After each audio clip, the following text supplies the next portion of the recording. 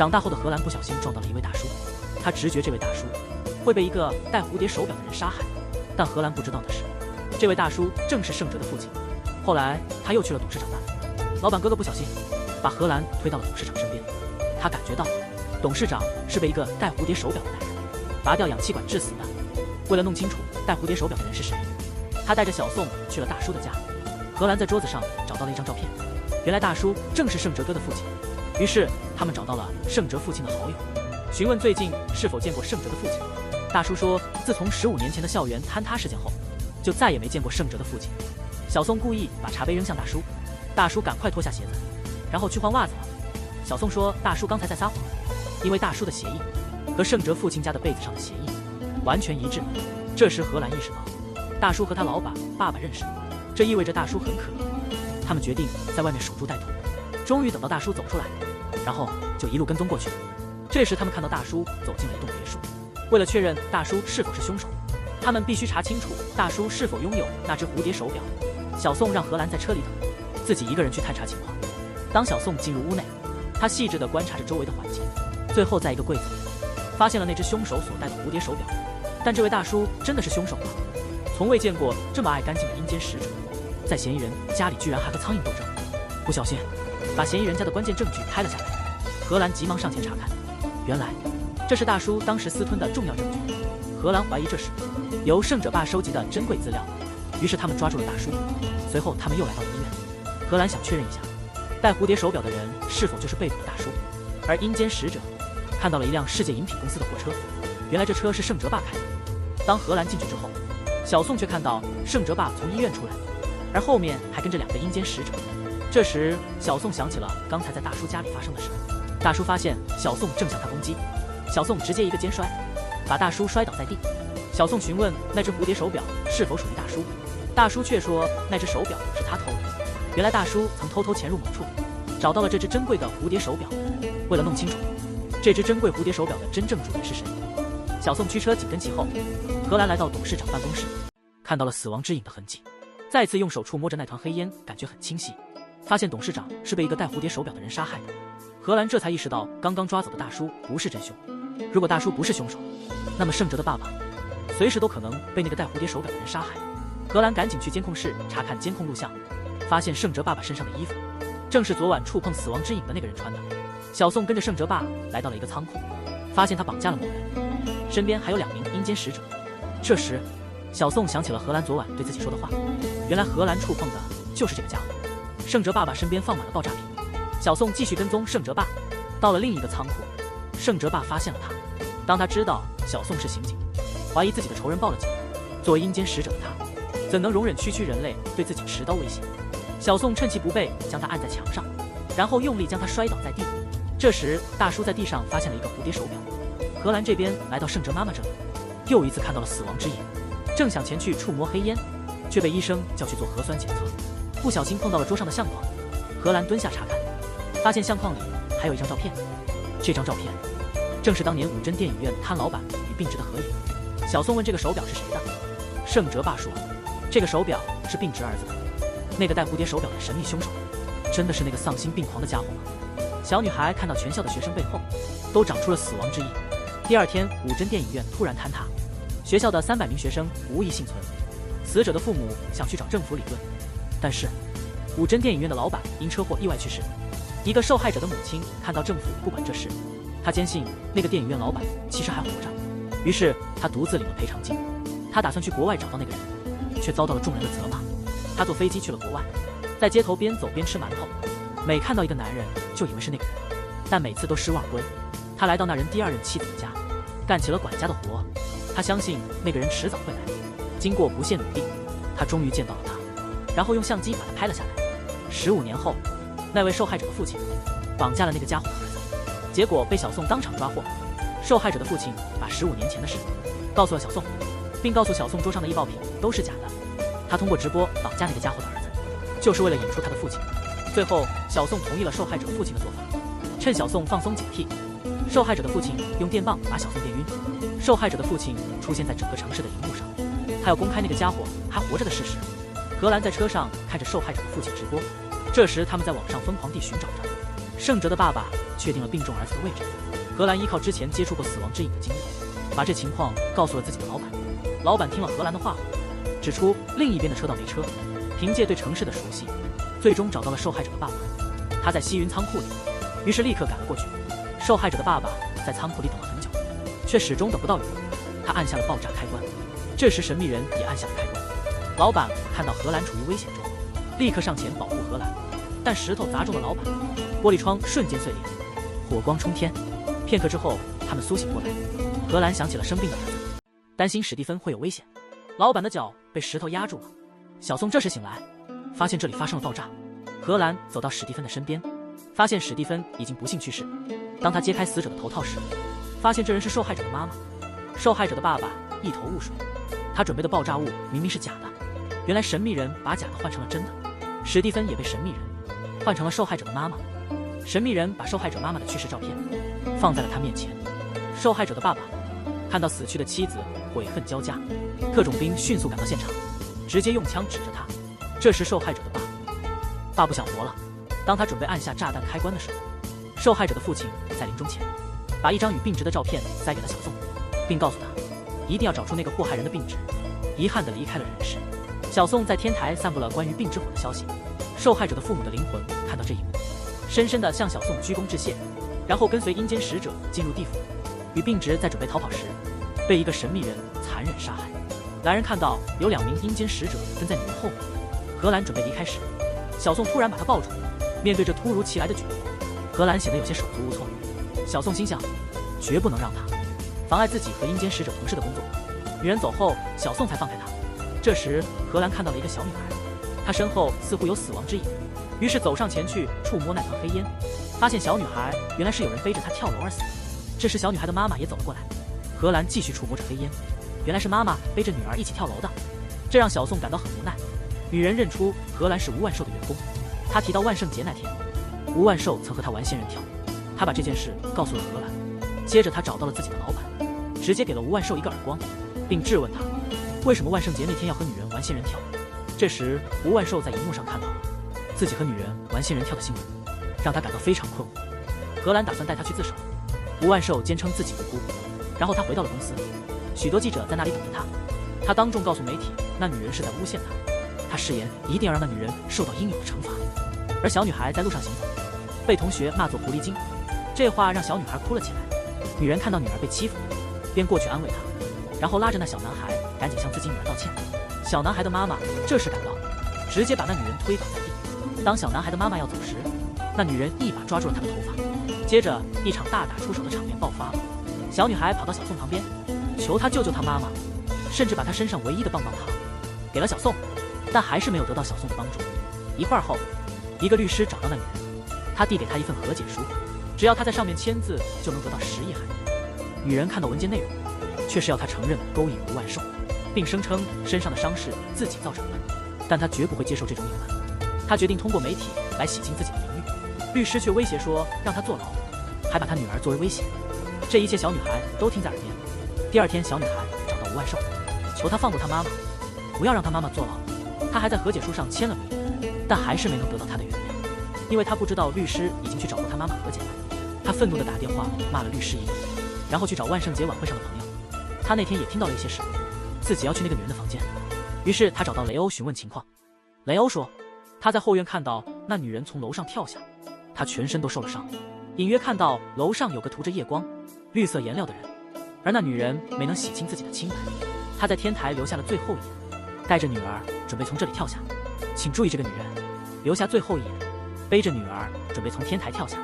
是什么驱使她采取这种极端行为？就在几天前，她被一个富二代诱骗玩了仙人跳，所以她选择了从楼上跳下。她全身都是伤口，她希望媒体能帮她讨回公道，但遭到了韩国公民的误解。他们用鸡蛋砸她，骂她是狐狸精，说她为了钱诬陷富二代。因为受到韩国人的误解，她最终选择了跳楼。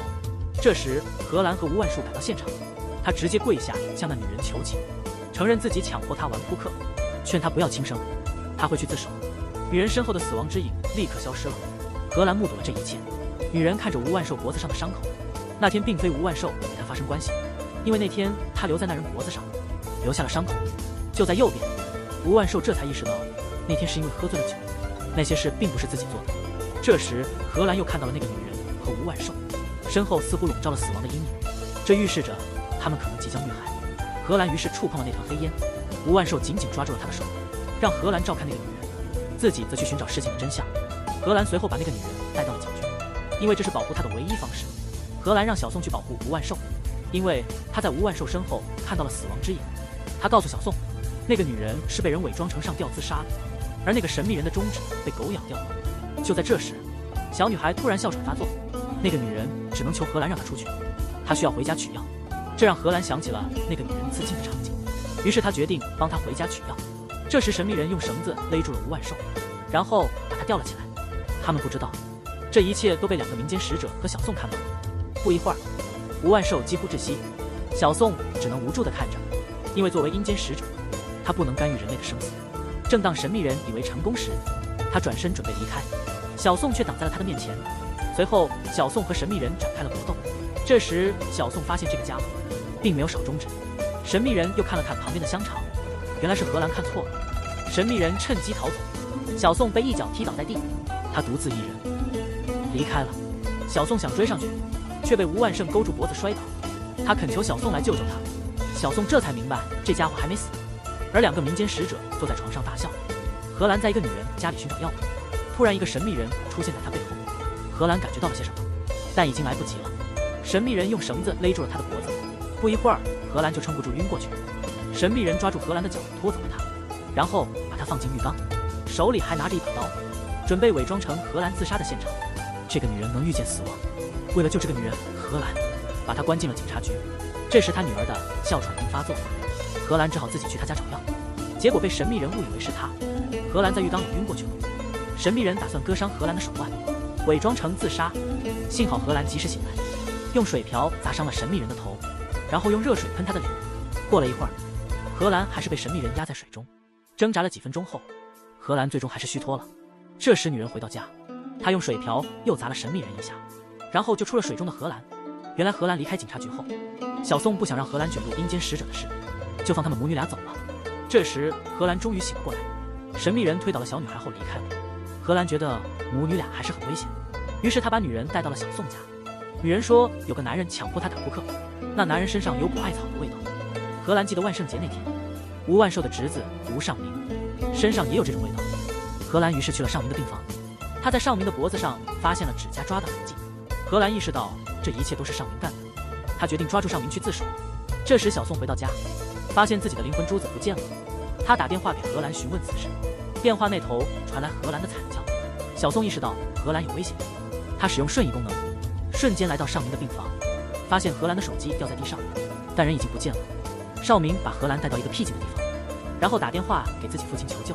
原来陷害吴万寿是他父亲的计划。小宋通过监控查到了尚明车的车牌号，于是小宋回到警局，让同事调取了全城的监控，最终找到了尚明车的位置。尚明还在那里等着，他以为来的是自己父亲，却发现是小宋。看清后，他惊慌失措。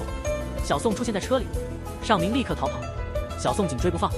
尚明撞开路边的障碍，紧张的追车战开始了。小宋想追上前面的车，却被尚明多次挤压。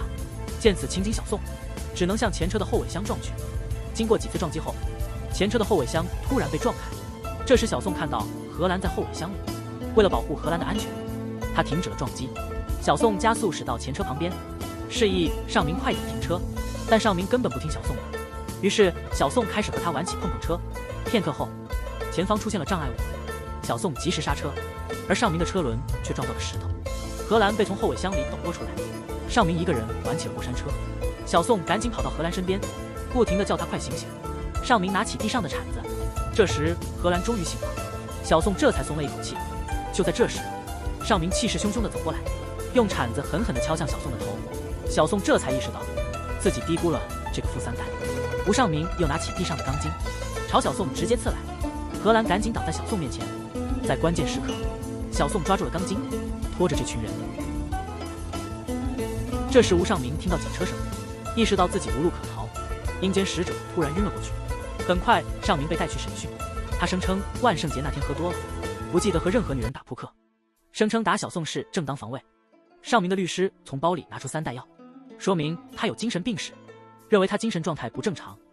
尚明还是未成年的初犯，加上他爸爸和政府有关系，所以警方只是把尚明拘留在韩国观察1年，这期间绝对不能离开国境。晚上吴万寿回家找自己的爱犬，这时2个保镖突然出现在他面前，然后把他带到他哥哥那里，接着他们把吴万寿的爱犬也带了过来。哥哥要在吴万寿面前杀死爱犬，这时他跪下求哥哥放过爱犬，哥哥果然放过了爱犬，转而狠打吴万寿。就在此时，爱犬为了保护主人咬了哥哥一口，片刻后他解开了爱犬的绳索，然后用高尔夫球杆杀死了爱犬。自从失去妈妈后，爱犬成了吴万寿唯一的精神支柱。接下来他拿出了皇家集团放弃继承的遗产证书，把吴万寿的手按上去留下指纹。同时富3代正在欣赏彩色视频。第2天醒来，他发现自己在机场大厅，手里还拿着护照。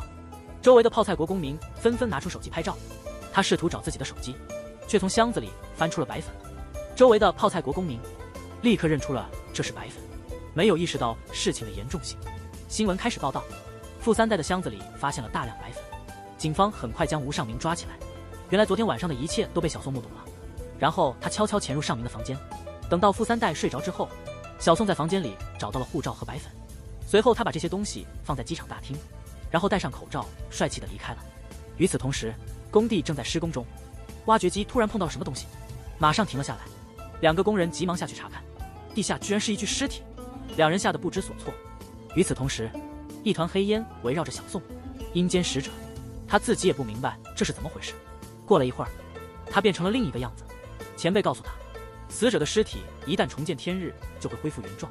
死者的尸体被检验出是当年武真电影院坍塌时的一名学生张显秀之后，民众聚集在皇家集团门口抗议，他们试图阻止皇家集团开发这块地，因为那里是不祥之地。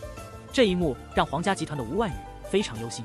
同时荷兰回到了家，他妈妈已经在门口等了很久。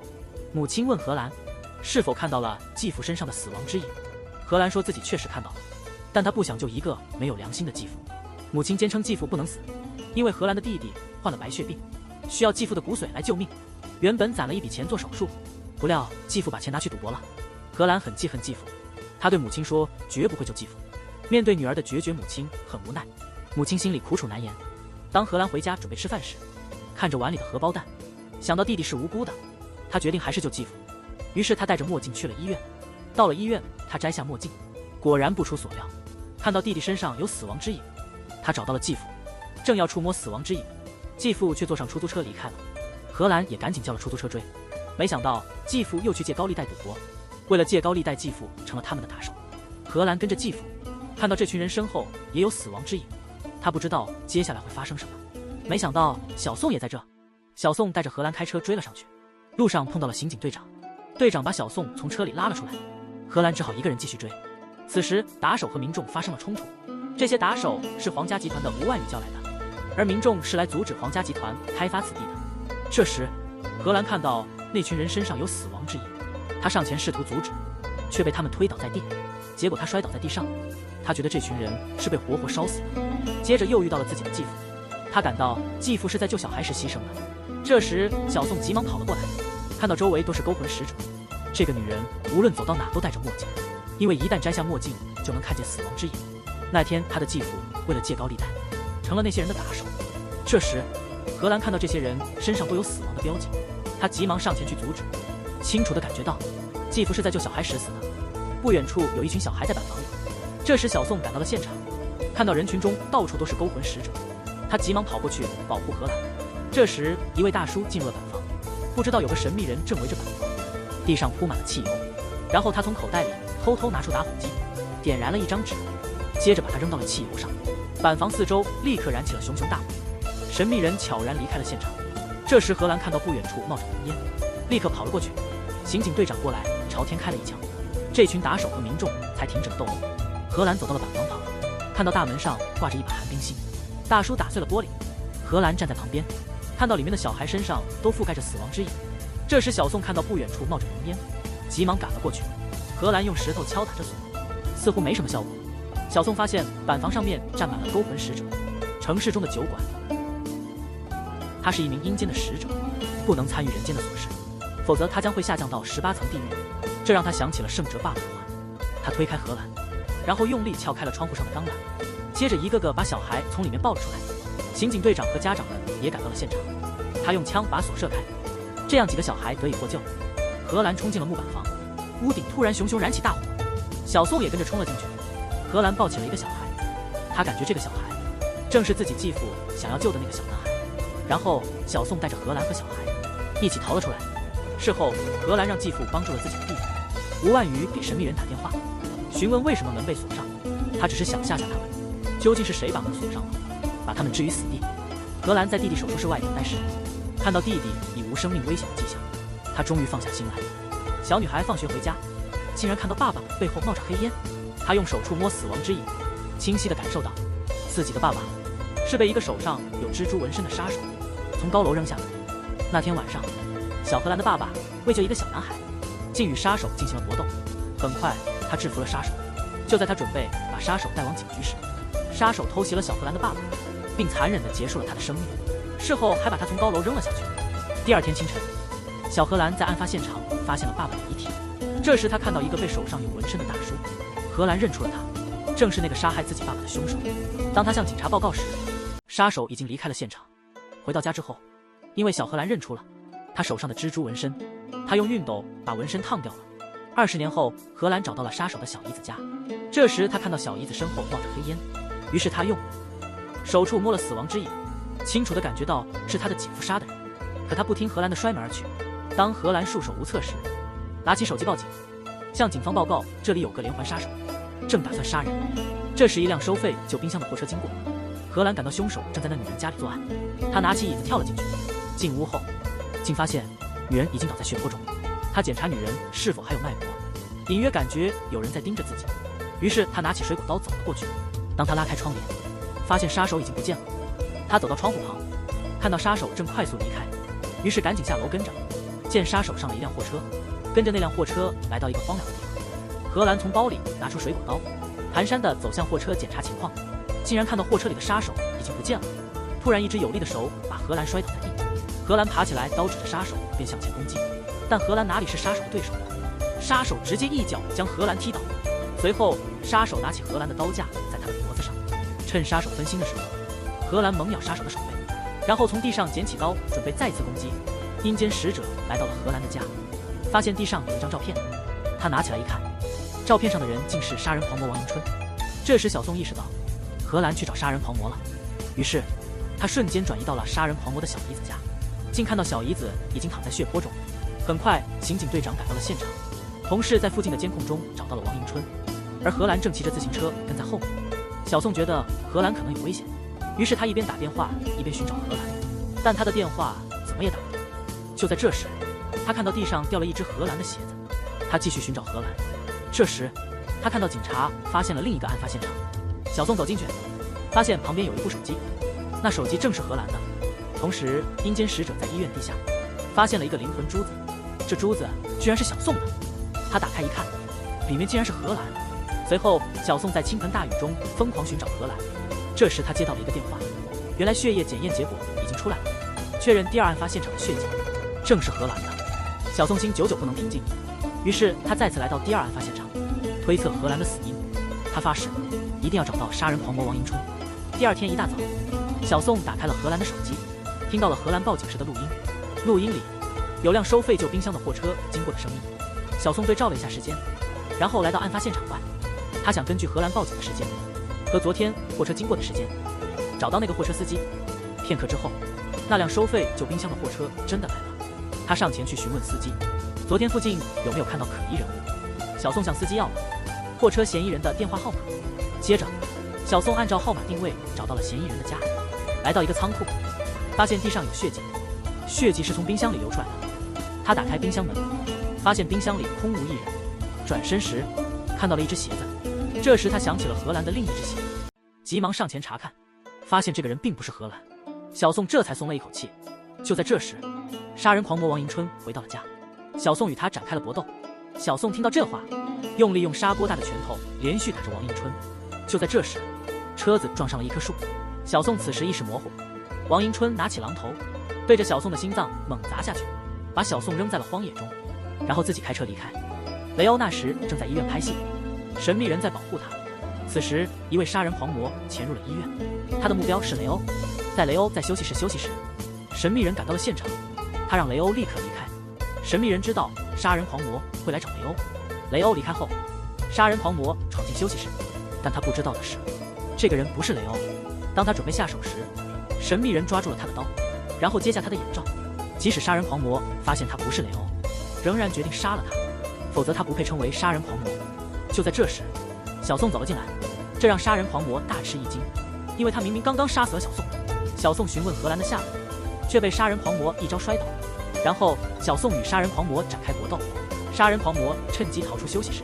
在医院大厅，一位警察发现了他，但被杀人狂魔一脚踢倒。小宋紧追不舍，他拿起警察的枪逃出了医院，来到外面把一位大巴司机砸晕，然后开着大巴车走了，劫持了一车人质逃离了现场。这时小宋赶到了大巴车旁，他大喊让那个杀人狂停下车。刑警队长开车来时恰好看见小宋，小宋迅速上车追了上去。小宋告诉刑警队长那杀人狂手里有枪，一边打电话一边请求增援。不一会儿，他追上了杀人狂的车。小宋不断喊着让杀人狂停车，但杀人狂根本不听小宋的。刑警队长想用警棍砸他，但看到杀人狂手里的枪又收了手。接着小宋站起身来，他让刑警队长开得再近些，趁机一跃跳上了对方的车。紧张刺激的车顶大战开始了。杀人狂想用枪对付小宋，却被小宋压制住了。小宋将枪扔到一边，然后抓住杀人狂的脖子，逼他马上停车，不断追问荷兰到底在哪里。这时另一名刑警开车赶到，小宋却不知道这人是刑警队里的内鬼，只听从神秘人的命令。他打算解决掉杀人狂，以掩护神秘人的身份。结果一枪打中了小宋的头，但小宋是阴间使者，他拥有不死的身体。他再次用手勒住杀人狂的脖子，逼他说出荷兰被放在哪里。就在杀人狂准备说出来时，一枪爆了杀人狂的头，小宋从车上跳了下来。这时警车也赶到了。当小宋再次询问荷兰的下落时，杀人狂已经死亡了。这时小宋注意到，阴间使者正准备带走杀人狂魔的灵魂，而杀人狂魔只是朝小宋看了一眼，然后就转身离开了。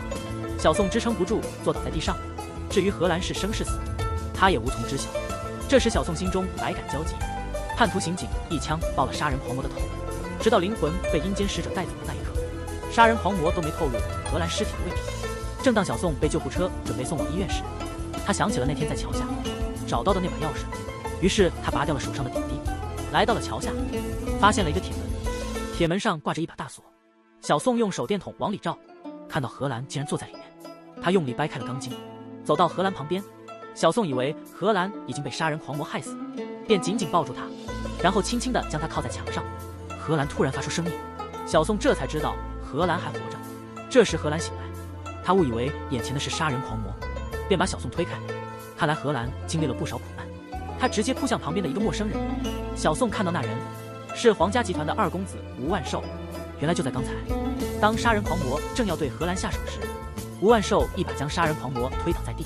杀人狂魔起身时不停地踢他，但并未真的想杀吴万寿。当杀人狂魔向荷兰走去时，吴万寿紧紧抓住了他的脚，荷兰趁机快速逃走。杀手不断用脚踢打吴万寿。当杀手持刀再次向荷兰靠近时，吴万寿直接扑上去抱住了杀手的腰。杀手不料间用刀刺向他的背部。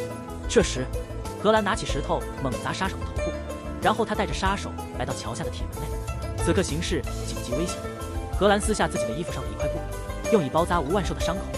荷兰试图打电话求救，却发现这里没有信号。这时杀手又走了过来，荷兰想起哥哥以前的话，他赶紧关上铁门，用一把大锁把自己锁了起来。就在这时，杀手气势汹汹地走了过来，他直接挥刀砍向荷兰，不料钥匙掉在了外面。杀手拾起地上的钥匙，当他准备开锁时，他突然做出了一个惊人的举动，然后走到外面把钥匙抛在空中。不久他们被救护车送往医院，而小宋的继父用奇怪的眼光看着他们。当他成为皇家集团董事长的第一天，股东们热烈为他鼓掌的时候，刑警前辈拿出拘捕令将他逮捕，途中引起了广泛的媒体关注。刑警前辈明确表明，董事长与杀人狂魔的小姨子有勾结，把杀人狂魔吴春英送进了精神病院，这让吴万宇非常愤怒。刑警前辈怀疑女明星李微笑是他的密友，所以杀人狂魔才将李微笑杀害。前辈还怀疑韩真书是他杀害的，然后他拿出照片证明那块手表是他的。当然吴万宇不会承认那手表是他的。接着前辈因为逮捕了皇家集团的董事长，所以他们在饭店里庆祝了一番。但前辈不知道的是，他抓的那个吴万宇会让他今天活不过去。晚上前辈准备去洗手间，却不小心把隔壁桌的菜碗打翻了。正在地上捡包包的时候，他看到了包上的娃娃，似乎突然想到了什么，于是他扔下包包就走了。这时候他的同事也喝得差不多了。这时候队长收到了前辈的电话，原来是个神秘人用前辈的手机打来的，似乎他在暗示什么。而前辈满身是伤的从车里爬出来，一个神秘人蹲在前辈面前向他展示手表。原来这一切都是他策划的。实际上吴春英是真正的杀人狂魔，而吴万宇并不是真正的凶手。那他究竟是谁？何兰正拿着手机观看小宋抓捕杀人狂魔的视频，视频中小宋不停地问杀人狂魔在哪里，这让他意识到自己误会了小宋。这时小宋走过来和何兰道别，正当小宋准备离开，何兰突然跑过去紧紧抱住了小宋，随后通过行动表达了自己的心意。他们终于走到了一起。这时小宋脖子上突然出现了花纹，正好何兰的妈妈过来，看到女儿谈恋爱，她并不想打扰他们，但仔细一看，她惊呆了。20年前的事情，那时她的女儿失踪了，她就报警寻求帮助。这时候爸爸正牵着何兰的手，爸爸的脖子上突然出现了纹路，何兰的妈妈恰好看到了这一幕。片刻之后，脖子上的纹路消失了，何兰妈妈这才意识到这个男人是一位来自阴间的使者。何兰的妈妈看着小宋脖子上的纹路不知所措，她心里暗暗发誓，绝对不能让何兰遭遇和自己相同的命运。一位即将当选总统的人气候选人，谁能想到他背后是个冷血人？20年前他还是一位记者，正在采访一位赌博的女孩。采访进行到一半，他找了个借口把摄像机里的录像带换掉。女孩还没意识到危险即将来临，等他换完录像带，他问女孩打扑克的交易是在哪里进行的。女孩说有辆车来接她，好像是在一个山庄里。这时女孩以为采访结束了，她急忙找个借口想离开，却被一棵大树挡住了去路。然后她摘下自己的帽子，重新打开摄像机。女孩不知道的是，上次在山庄里交易的也是这位大叔。女孩想逃跑，却被大叔推倒在地。大叔蹲下，用手摸着女孩的脸。大叔气愤地给了女孩一个巴掌。女孩无论如何叫喊和反抗，他还是强行把女孩拉到一边。女孩的呼救声越来越大，大叔越来越兴奋。然后他和那女孩强行进行了一场扑克交易。摄像机里的袋子成了关键证据。事后他还威胁那女孩。20年后，他把这事告诉了阴间使者。小宋问那女人袋子现在哪了，女人也不清楚袋子在哪，只记得当时带着韩真书逃跑了，结果被杀人狂魔吴春英抓到。女孩也不知道袋子放哪了。这时小俊哥拿着袋子来救她。吴春英看到这一幕，就让他们去追小俊哥。女孩担心小俊哥会有危险，也追了过去。女孩找到小俊哥的时候，小俊哥已经倒在血泊中了。女孩觉得是自己害了小俊哥，因此一直自责。这时她看到警车来了，就离开了那里。曾是记者，现在的会计当上了总统。她还在担心那个袋子的下落，因为20年前她曾经来过小俊哥的案发现场。当时她在小俊哥的包里翻了好久，但是没找到那个袋子，灰心丧气地离开了。而现在那个袋子成了能推翻他的唯一证据。这天议员正在接受采访，突然当年被强行打扑克的女人看到了这一幕。女人请求阴间使者一定要让这个新任议员受到法律的制裁。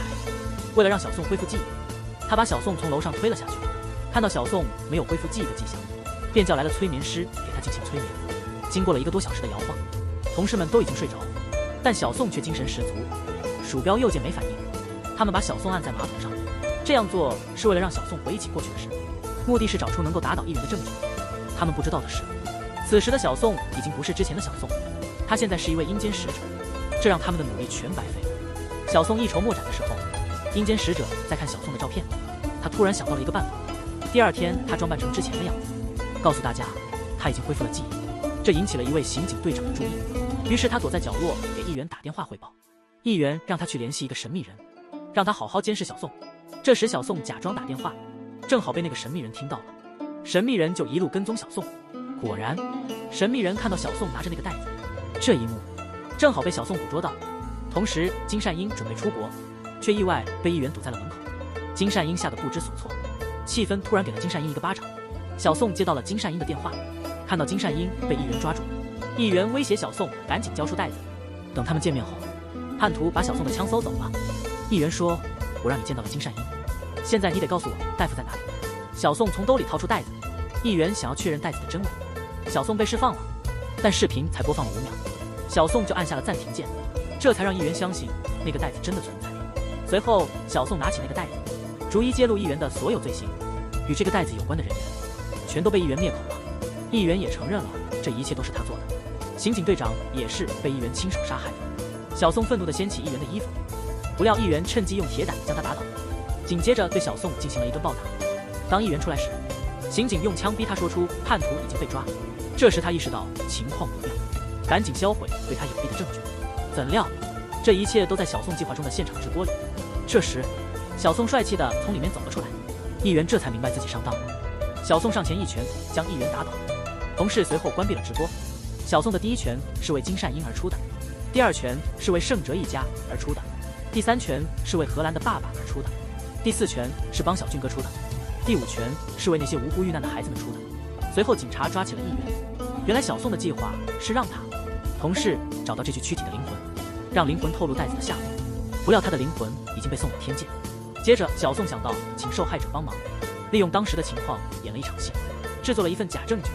就在小宋以为案件即将结束时，他看着小俊哥的死亡照片，回想起荷兰曾经告诉自己的话。小俊哥手背上有疤痕，但照片里手背却没疤，小俊哥背上还有胎记，这让小宋怀疑这人可能不是小俊哥。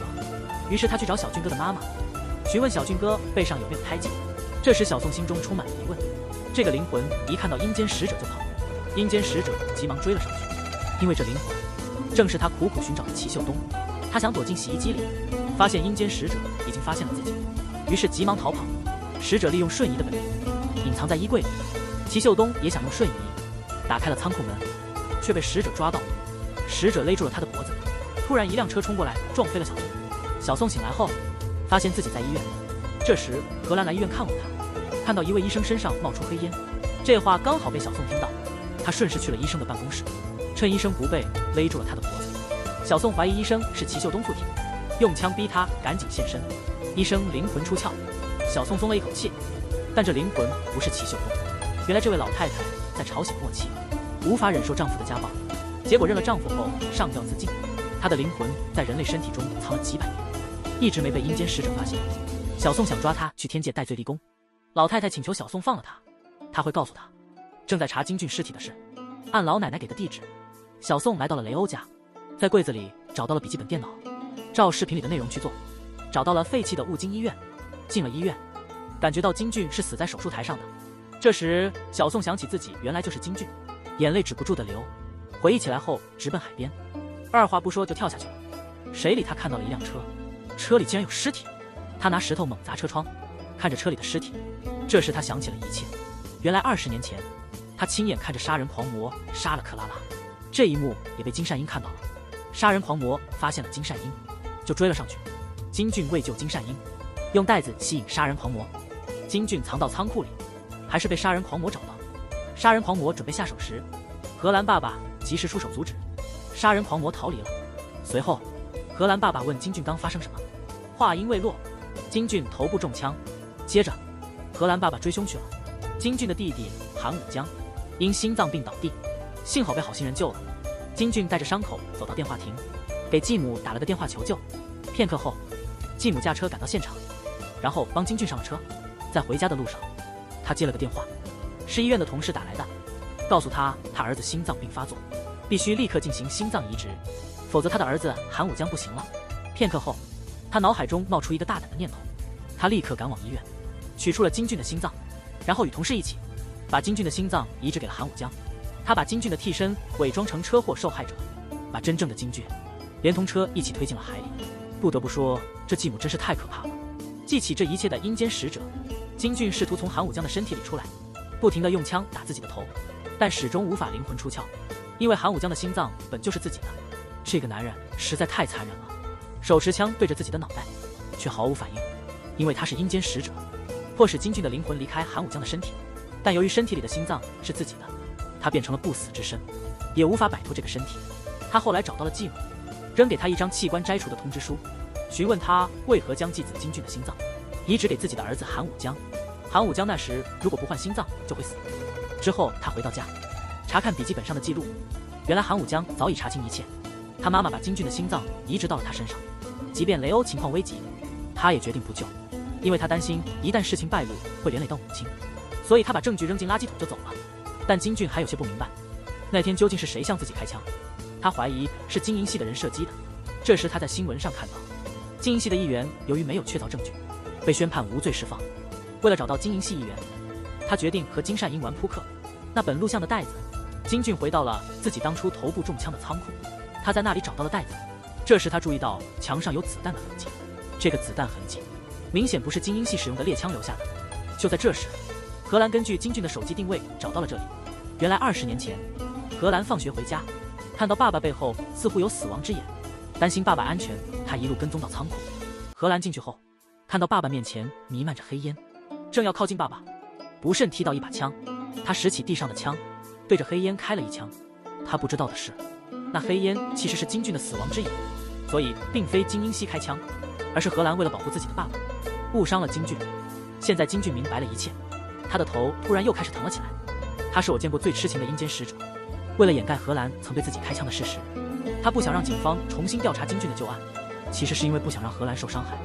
于是他痛斥荷兰，因为他明白阴间使者不能与人类相伴。然后他把阴间使者赶出了家。荷兰的母亲找到阴间使者，问他为什么要骂他女儿是怪物。荷兰的母亲知道他是阴间使者，希望他远离自己的女儿。荷兰回到家，回想金俊对他说过的话，无法承受这打击，他拿起一根筷子，想毁掉自己的阴阳眼。这时金俊及时赶到，阻止了他。回到家后，他毁掉了自己的死亡证据。前辈问他为什么要这么做，阴间使者解释说，他希望以韩武将的身份继续生活，和荷兰甜蜜的相处。前辈也就没有多说什么。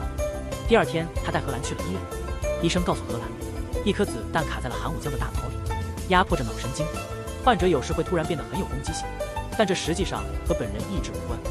荷兰相信昨晚韩武将说的都是胡话。韩武将说过几天会去美国找专家，把大脑里的子弹取出，然后他去找金善英，询问他什么时候去美国。金善英说金英熙已经被释放，他不打算去美国了，明天他会找媒体露面接受采访，会把那家伙干的坏事都曝光出来。但这样一来，金善英的人生就毁了。韩武将表示这很重要，他有办法让金英熙受到法律制裁。然后他请金善英帮个忙，让他好好照顾金俊的妈妈。如果要去美国，就带上他的妈妈，知道妈妈有人照顾，他就放心了，自己就可以安心的离开。然后他去找雷欧，他知道雷欧已经死了，现在的雷欧只是齐秀东的一个化身。之前他在电脑上看到了雷欧死后的情况，果然阴间使者猜对了，但他不打算带齐秀东去阴间赎罪，他要让齐秀东以人的身份继续生活，好好照顾荷兰。然后他拿枪准备杀死金英熙，以确保荷兰的安全。当他走进办公室那一刻，发现金英熙已经自杀了。接着他返回车中，为了找出凶手，他来到金英熙的家。这时他回忆起自己和雷欧的童年，童年时的金俊在雷欧家无意中看到了金善英和市长进行扑克牌交易。为了保护金善英，他把那个包埋在了自己和荷兰的秘密基地。金俊到那里发现包已经不在，果然荷兰前一天已经取走了那个包。回家后看到包里的内容，大吃一惊。然后他想拿着包去警察局，不料在门口被神秘人拦住。这个女人被绑在游泳池中间，刑警也被他们抓起来了，然后对刑警们进行了一顿暴打，因为他们知道了市长的秘密。市长随后到了现场，这一切都是市长的所作所为，都是为了那本记录他和金善英打扑克的袋子。为此，市长杀害了无数人。荷兰此刻发誓，坚决不交出那个袋子。市长交代完毕后，让手下不惜一切代价也要得到那个袋子，然后就离开了。神秘人拿刑警作为筹码，狠狠地打了他们，逼荷兰交出袋子，否则他们肯定没命。荷兰看不下去了，决定说出实情，但刑警劝荷兰，就算被打死也不能透露袋子的下落。神秘人只好命令手下带走他们，然后继续逼问荷兰袋子的位置。荷兰依然没有反应，他们只好打开了水阀。不一会儿，他拿起了电线，这时水已经淹到了荷兰的膝盖。再次询问荷兰袋子的位置，荷兰还是没反应，他把电线扔进了水里。就在电线快要接触水面的时候，有人关闭了电源开关。神秘人意识到情况不对，立刻去检查。荷兰在挣扎时，头部已经进入水中。过了一会儿，金俊把荷兰从水中救出，然后慢慢地把荷兰放到地上，开始与敌人搏斗。很快就解决了一群敌人。接下来是那个神秘人，金俊抓过他手上的刀，狠狠地刺进他的肚子，然后一脚踢他进游泳池，抓起一根电线扔进去。接下来轮到市长了，他优雅地举杯喝香槟，突然枪口对准了他的头。原来金俊出现了。第二天，荷兰躺在医院里，母亲给他带来了一封信，原来是金俊寄来的。信里说金俊在美国，已经把脑袋里的子弹取出，让荷兰放心好好生活。韩武将的母亲因杀了金俊，自责地吞下毒药自尽，留下了一封遗书。遗书说尸体在5金悬崖下的海里，还有他所有的罪行。荷兰去了警局，无意中听到刑警谈论金俊的母亲遗书的内容，知道了小时候他开枪的目标不是黑岩，而是金俊。他冲进警局询问情况，让他们查韩武将的出境记录。他们已经查了，没有韩武将的出境记录。这时另一位刑警拿着乌金悬崖的视频走来，他们看到韩武将跳下乌金悬崖，荷兰独自一人来到乌金悬崖，打算跳下去陪韩武将。金俊在天界接受惩罚，他要求天界给他最严厉的惩罚，因为老太太曾经告诉过他，天界最严厉的刑罚是被遗忘，让熟悉的人全都忘记他的存在。金俊走进去接受了这项惩罚，荷兰也恢复成了普通人，再也看不到死亡的阴影。若干年后，齐秀东承诺会终生照顾荷兰，在他100岁生日那天送给他一个礼物。当他打开礼物时，里面竟然是一条红绳。这条红绳让他想起了一切，这正是他曾送给金俊的那条。泪水止不住地流了出来。第二天，荷兰终究敌不过岁月，还是去世了。就在这时，荷兰的灵魂离体，金俊在一旁等着他。荷兰为金俊戴上了红绳，然后将自己托付给了金俊。从此，两人的故事又开始了。直到金俊死去，灵魂依然在韩武将身上，以及荷兰100年后去世。最终，两人的灵魂幸福地走